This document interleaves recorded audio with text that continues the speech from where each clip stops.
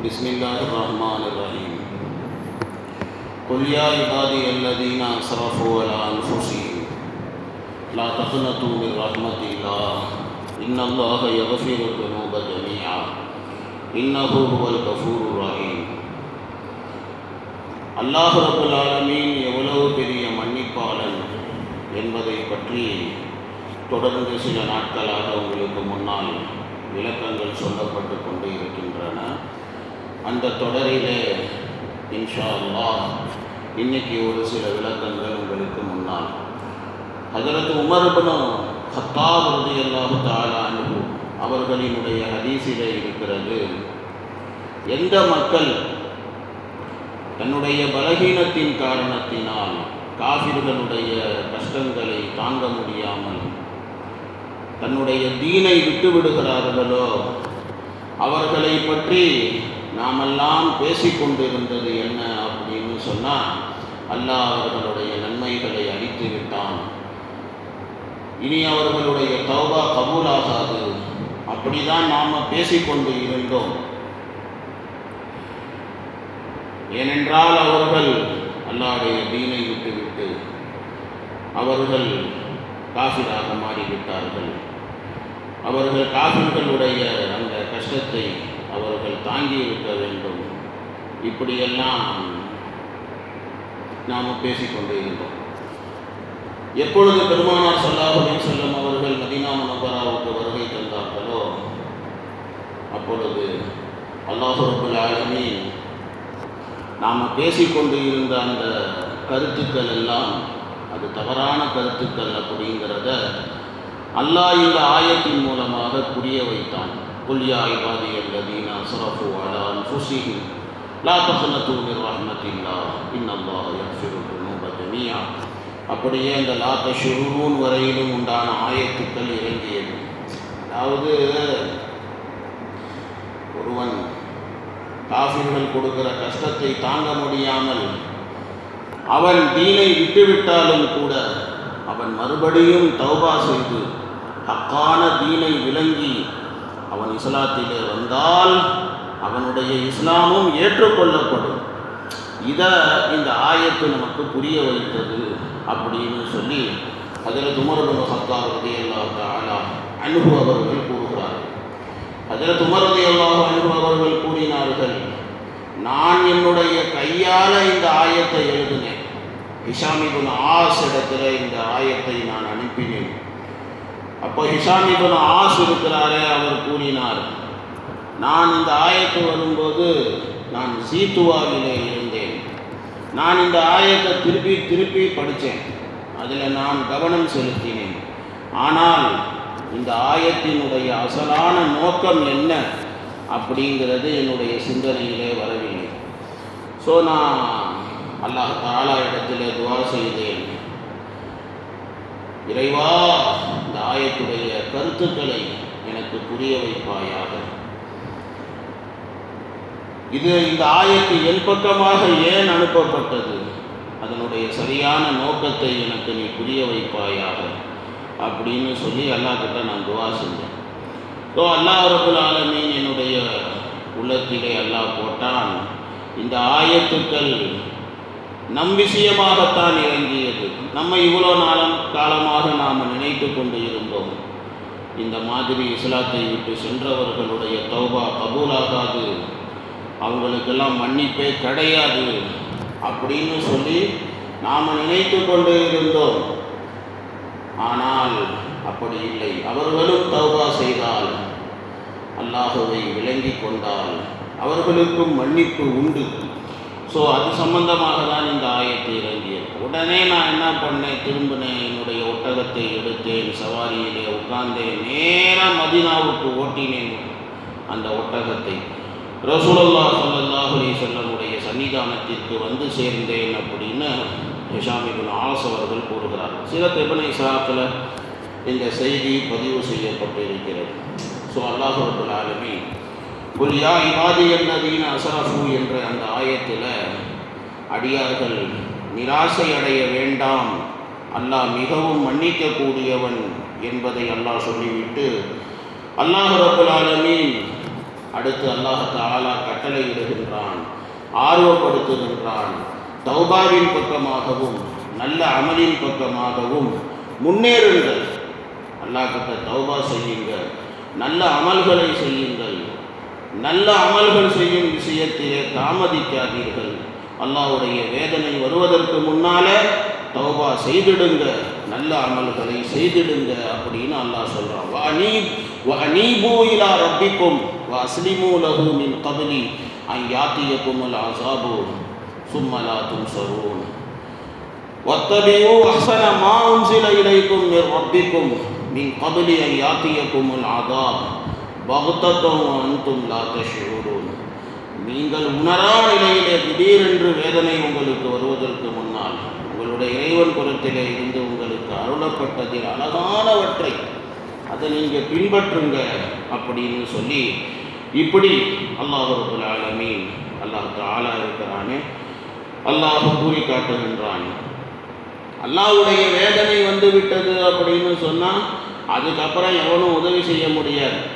எவ்வளோ பெரிய ஆளாக இருந்தாலும் சரி, அவன் அல்லாஹ்வுடைய வேதனைக்கு முன்னால் அவன் எந்த உதவியும் செய்துவிட முடியாது. ஸோ அல்லாஹ் ரப்பல் ஆலமீன் குர்ஆனுடைய மகிமையை அல்லாஹ் கூறி, குர்ஆனை பின்பற்றுங்கள், குர்ஆனை பின்பற்றக்கூடியவர்களாக ஆகிவிடுங்கள்.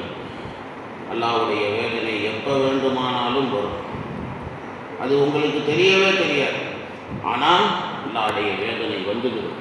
ஸோ அதனால் அதுக்கு முன்னால் நீங்கள் குர்ஆனை பின்பற்றுங்க. அப்புறம் அல்லாஹ்வுடைய வேதனை வந்ததுக்கப்புறம் மேலே கியாமத்துடைய நாள், தௌபா செய்யாமல் இறந்து போயிட்டோமே, அல்லாஹ்வை வணங்குறதுல குறை செய்துட்டோமே அப்படின்னு கை சேதப்படுவீங்க. நீங்கள் சொல்லுவீங்க, நம்ம இஹ்லாஸோட அமல் செஞ்சுருக்கலாமே, அந்தோ கை சேதமே அப்படின்னு சொல்லுவீங்க. ஆனால் என்ன பிரயோஜனம்? ஒரு பிரயோஜனமும் கிடையாது. அல்லாஹ்வினுடைய பேச்சுக்களை உண்மைப்படுத்தி இருக்கலாமே, நாங்கள் அதை கேலி கிண்டலாக நாங்கள் நினைத்தோமே அப்படின்னு சொல்லுவீங்க. மறுமையிலே இந்த மாதிரி சொல்லி என்ன பிரயோஜனம்? அன் தகூல நஃப்ஸு யா ஹஸரத அலா மா ஃபர்ரத்து ஃபீ ஜம்பில்லாஹ் வ இன் குன்து லமின ஸாகிரீன். அதே போல அவ் தகூல லவ் அன்னல்லாஹ ஹதானி, எனக்கு ஹிதாயத்து கிடைச்சிருந்துச்சு அப்படின்னு சொன்னால், நான் ஹிதாயத்துள்ளவனாக இருந்திருந்தால் லகுன்து மினல் முத்தகீன், நான் அல்லாஹ்வுக்கு மாறு செய்திருக்க மாட்டேனே, துனியாவிலேயும் அல்லாஹ்வுடைய வேதனையிலேயும் ஆகிரத்திலேயும் நான் தப்பிச்சு இருப்பேனே அப்படின்னு சொல்லுவோம். வேதனையை அங்கே போய் அனுபவித்ததுக்கு அப்புறம் மேலே மறுபடியும் துனியாவுக்கு அனுப்பு, நான் நல்லவனாக வாழ்ந்துட்டு வருவேன், நான் நன்மைகளை செய்துட்டு வருவேன் அப்படின்னு சொல்லுவான். அவ் தகூல ஹீன தரல் அதாப், வேதனையை பார்த்ததும் சொல்லுவான், லவ் அன்னலி கர்ரா, எனக்கு ஒரு வாய்ப்பு, ஜஸ்ட் ஒன் சான்ஸ் துனியாவில் போகிறதுக்கு கொடுத்தா, ஃபகூன மினல் முஹ்சினீன், நல்லவனாக வாழ்ந்துட்டு வருவேன் அப்படின்னு சொல்லுவோம். என்ன பிரயோஜனம்? அங்கே போய் கை செய்யப்பட்டு ஒரு பிரயோஜனமும் கிடையாது. ஹஜ்ரத் இப்னு அப்பாஸ் ரலியல்லாஹு தஆலா அன்ஹு அவர்கள் கூறுகிறார்கள், அடியார்கள் என்ன அமல் செய்வாங்க, என்ன சொல்லுவாங்க, அவங்களுடைய அமல், அவங்க சொல்லு, அவங்க நாளைக்கு மறுமையில் சொல்ல போகிறதுக்கு முன்னாலேயே அல்லாஹ் ரப்பல் ஆலமீன் எல்லாத்தையும் நாளைக்கு என்னென்ன நடக்கும் அப்படிங்கிறது அல்லாஹ் தெல்ல தெளிவாக அல்லாஹ் சொல்லிவிட்டான். அல்லாஹ்வை விட உண்மை பேசக்கூடியவன் யார் இருக்க முடியும்? ஸோ பாவிகளினுடைய அந்த 3 சொற்கள் அது அல்லாஹ் தஆலா இங்கே பயான் செய்கின்றான். அன் தகூல நஃப்ஸு யா ஹஸரத்தால இருந்து அவ் தகூல ஹீன தரல் அதாப் லவ் அன்னலி கர்ரத்தன் ஃபகூன மினல் முஹ்சினீன் வரையிலும் அந்த 3 சொற்கள் சொல்லப்பட்டு இருக்கிறது. ஸோ இதை பாவிகள் நாளைக்கு மறுமையிலே சொல்லுவாங்க. குர்ஆனில் இன்னொரு இடத்துல அல்லாஹ் ரப்பல் ஆலமீன் சொல்லும்போது, துனியாவில் போனால் நல்லவனா வாழ்ந்துட்டு வரோன்னு சொல்கிறாங்களே, இவங்களுக்கு மறுபடியும் ஒரு வாய்ப்பு கொடுக்கப்பட்டால் துனியாவில் போயிட்டு அவங்கள அனுப்பப்பட்டுச்சு அப்படின்னு சொன்னால், இவங்க நல்ல காரியங்கள் செய்வாங்களா அப்படின்னு சொன்னால் செய்ய மாட்டாங்க. அல்லாஹ் எதை தடுத்தானோ அதைத்தான் செய்வார்கள். இவங்க பொய் பேசுகிறாங்க அப்படின்னு அல்லாஹ் சொல்லுகின்றான். அதுதான் எல்லாம் அந்த நேரத்தில் வலிக்கும்போது அது அந்த நேரத்தில் சொல்லுவாங்க. அப்புறம் பார்த்தா உலகத்தில் அனுப்பப்பட்டால் மறுபடியும் அவங்க தப்பு பண்ணுவாங்க. ஆனால் உலகத்துக்கு யாரும் திரும்ப வரப்போகிறதெல்லாம் கிடையாது. மறு ஜென்மம் அப்படிங்கிறதெல்லாம் கிடையவே கிடையாது. ஒரு வாட்டி மௌத்தா போயிட்டால் மௌத்தா போனது தான். மறுபடியும் வரதெல்லாம் முடியவே முடியாது, வாய்ப்பே கிடையாது. ஆகிரத்துடைய வாழ்க்கை தான் அதுக்கப்புறம். முஸ்னத் அஹ்மதில் ஒரு ஹதீஸ் இருக்கிறது, ஒவ்வொரு நரகவாசிக்கும் அவன் சொர்க்கத்துக்கு போயிருந்தால் அவன் சொர்க்கத்தில் எங்கே இருந்திருப்பான் அப்படின்னு அந்த இடம் அவனுக்கு காட்டப்படும். அதை பார்த்த உடனேயே அவன் சொல்லுவான், அல்லாஹ் எனக்கும் நேர்வழி காட்டியிருந்தால் நானும் இந்த மாதிரி சொர்க்கம் போயிருப்பேனே. இது ஏன் காட்டப்படுகிறது அப்படின்னா, நினச்சி சாவுடா, அதுக்கு தான் கை சேதப்படணும், நினச்சி வருத்தப்படணும். அங்கே போயிருக்கலாமே, இங்கே கடந்து சாவுறோமே அப்படின்னு நினைப்பான். அதே மாதிரி தான் சொர்க்கவாசிக்கும், நீ நல்லவனாக வாழாமல் இருந்திருந்தீன்னா நீ நரகத்துக்கு எங்கே போயிருப்பேன்னு தெரியுமா அப்படின்னு அந்த இடமும் காட்டப்படும். அப்போ அந்த நேரத்தில் சொர்க்கவாசிகள் அவங்க சொல்லுவாங்க, அல்லாஹ் எங்களுக்கு ஹிதாயத்து கொடுக்கவில்லை என்றால் நாங்கள் சொர்க்கம் வந்திருக்க மாட்டோம் அப்படின்னு சொல்லி அல்லாஹ்வுக்கு நன்றி செலுத்துவார்கள். அல்லாஹ் தனக்கு செய்த உபகாரத்தை ஏற்றுக்கொள்ளுவார்கள். இது எல்லாம் நடக்கும். அல்லாஹ் அக்பர். பாவிகள் இருக்கிறார்களே, துனியாவின் பக்கமாக திரும்பி அனுப்பப்பட்டால் நல்லா இருக்கும், நாங்கள் நல்லவங்களாக வாழ்ந்துட்டு வருவோம் அப்படி சொல்கிறாங்கல்ல. அல்லாஹ் சொன்னானே, அவ் தூல ஹீன தரல் ஆதாப் லவ் அன்னதி கர்ரா ஃபகூன மினல் முஹ்சினீன். அப்போ அல்லாஹ் என்ன சொல்லுவான் அப்படின்னு சொன்னால், எப்பா இனிமேலெல்லாம் உங்களுக்கு வாய்ப்பு கிடையாது. பலா கதுஜாத்துக்கு ஆயாத்தி, என்னுடைய ஆயத்துகள் எல்லாம் உங்கள்கிட்ட வந்துருச்சு. என்ன செய்யணும் என்ன செய்யக்கூடாது எல்லாம் தெல்ல தெளிவாக அல்லாஹ் குர்ஆனின் மூலமாக அல்லாஹ் சொல்லிவிட்டான். ஆனால் நீ அந்த நேரத்தில் அதை ஏற்றுக்கலை. ஃபகஸப்த பிஹா, அதை நீ பொய்ப்பித்தாய், அதை கேட்கக்கூட உன்னால் முடியலை. வஸ்தக்பர்த, பெருமை அடித்தாய். குன்த மினல் காஃபிரீன், காஃபிராக இருந்தாய். இதெல்லாம் நீ துனியாவில் இப்படியெல்லாம் நீ இருந்துவிட்டு அல்லாஹ்வுடைய ரசூல்மார்களை நீ ஏற்றுக்கொள்ளவில்லை. அல்லாஹ் சொன்ன விஷயங்களை நீ அதை பெருசாக நீ எடுத்துக்கொள்ளலை. அல்லாஹ் அக்பர். இப்போ நீ மறுபடியும் துனியாவுக்கு அனுப்பு அப்படின்னு சொன்னால் எப்படி? அதனால் இனிமேல் ஒரு வாய்ப்பெல்லாம் உனக்கு கிடையாது. அது நடக்கவே நடக்காது. எந்த வாய்ப்பு கொடுக்கணுமோ துனியாவில் உனக்கு அந்த வாய்ப்பு கொடுத்தாச்சு அப்படி சொல்லி அவனுக்கு சொல்லப்படும் அப்படின்னு இப்படி அல்லாஹ் ரப்பல் ஆலமீன் சொல்லி காட்டுகிறான்.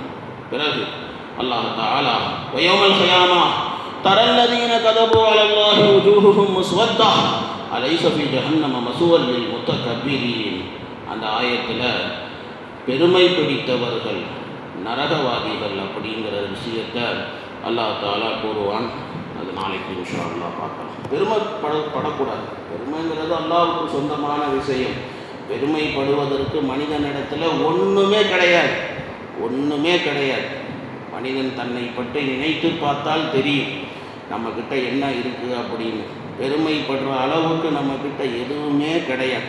பெருமைக்கு சொந்தக்காரன் அல்லாஹ் ஒருவன் மட்டும்தான். கிப்ரியா ஃபிஸ்ஸமாவாத்தி வல், வானம் பூமியின் பெருமைகள் எல்லாம் அவனுக்கே சொந்தமானது. ஆனால் மனுஷன் பெருமையை விரும்புகிறான். பெருமையை விரும்பக்கூடாது, அது அல்லாஹ்வுக்கு சொந்தமான விஷயம். அல்லாஹ் பேசுவான் இன்ஷா அல்லாஹ் நாளைக்கு. சுப்ஹானல்லாஹி வ பிஹம்திஹி சுப்ஹானல்லாஹி வ பிஹம்திஹி நஷ்ஹது அன் லா இலாஹா